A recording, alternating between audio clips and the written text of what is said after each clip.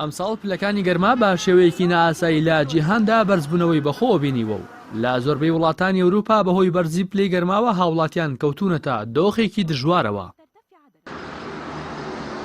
لە هەرێمی کوردستانیش جیاواز لە ساڵانی ڕابردوو لە مانگی تەمووز و ئابی ئەم ساڵدا پلەکانی گەرما زۆر بەرز بوونەتەوە. بە جۆرێک قەزای خانەقین لە سنووری پارێزگای دیالە و نزیک لە کەلار لە ناوچەی گەرمیان بەرزترین پلەی گەرمای بەخۆ بینیوە و 51 پلەی سەدی تێپەڕاندووە.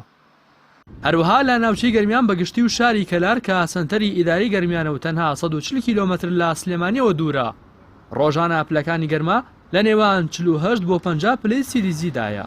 بەرزی پلەکانی گەرما وای کردووە لە ئێستادا هاوڵاتیان بەتایبەت لە ڕۆژدا ناتوانن لە ماڵەکانیان بێنە دەرەوە و بەشی زۆری بازاڕ و دوکانی شارەکە داخراون و تا نزیکی خۆرئاوابوون ناکرێنەوە.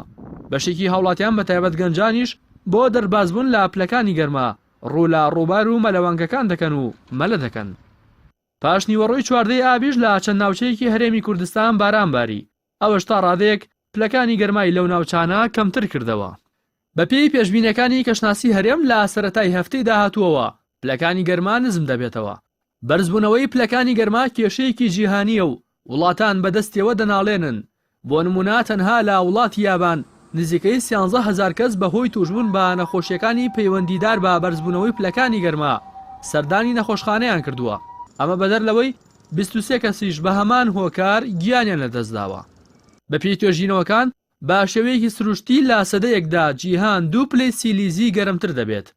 پاش لێکۆڵینەوەیەکی زۆری زاناکانی بواری کەشناسی و ژینگە ئەوەیان بۆ دەرکەوت کە بەهۆی فاکتەرە دەستکردەکانی وەک کارگەکان، بڕینی دار و نەهێشتنی سەوزایی، دووکەڵی ئەگزۆزی سەیارە و شەمەندەفەر و فڕۆکە، پیسکردنی ژینگە و ئاژەڵداری، ڕێژەی غازی گرین هاوس لە هەوادا ڕۆژ لە دوای ڕۆژ ڕوو لە زیادبوون دەکات.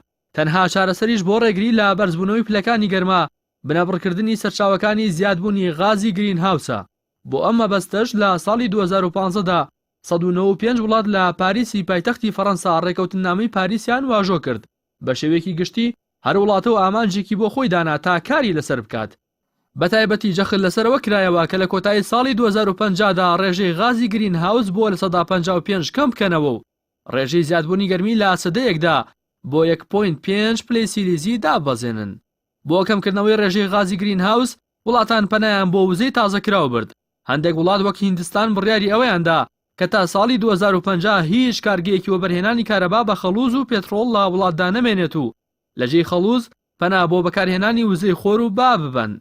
کۆمەڵەیە کۆمپانیای گەورەی بواری ئۆتۆمبیل وەک تێسلا و ڤۆڵڤۆ و چەندین کۆمپانیای دیکە بڕیاری ئەوەیاندا کە لە ساڵی 2019ەوە سەرجەم بەرهەمە تازەکانیان بە ئاو و کارەبا کار بکات.